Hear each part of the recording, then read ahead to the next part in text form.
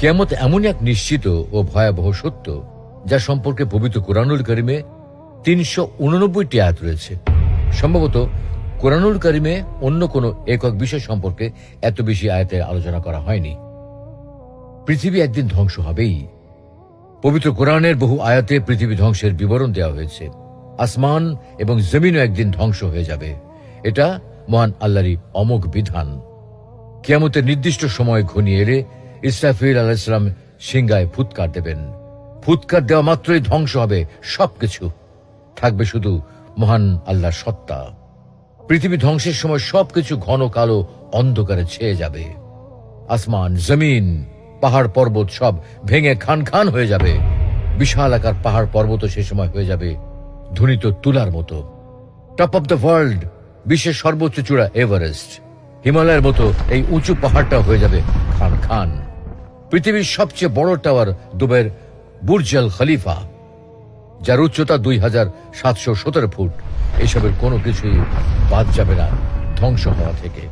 ক্রমাগত ভূমিকম্প হতে থাকবে, যা পুরো বিশ্বকে চুরমার করে দেবে। পৃথিবীর সঙ্গে সঙ্গে সাত আসমানও ধ্বংস হয়ে যাবে। একটা পশুর চামড়া ছাড়ানোর পর যা অবস্থা হয়, আকাশের অবস্থা ঠিক তাই হবে যখন আকাশের আবরণ অপসারিত হবে। যেদিন আকাশ বিদীর্ণ হবে, তখন সেটি রক্তবর্ণে রঞ্জিত চামড়ার মতো হয়ে যাবে। সেদিন আকাশ হবে গলিত তামার মতো। অথচ এত সব বস্তু ধ্বংস করতে খুব একটা সময় লাগবে না। চোখের পলকেই শেষ হয়ে যাবে সবকিছু।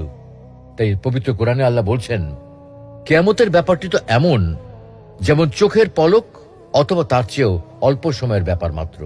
নিশ্চয়ই আল্লাহ সবকিছুর উপর শক্তিমান।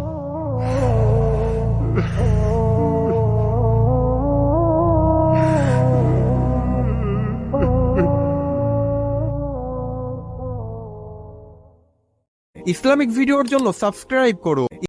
চ্যানেলটি সাবস্ক্রাইব করে আমাদের সঙ্গেই থাকুন। আপনার গুরুত্বপূর্ণ মন্তব্য কমেন্ট বক্সে জানিয়ে দিতে পারেন এবং আমাদের চ্যানেলে নতুন হয়ে থাকলে সাবস্ক্রাইব করে লাইক বাটনে ক্লিক করতে পারেন।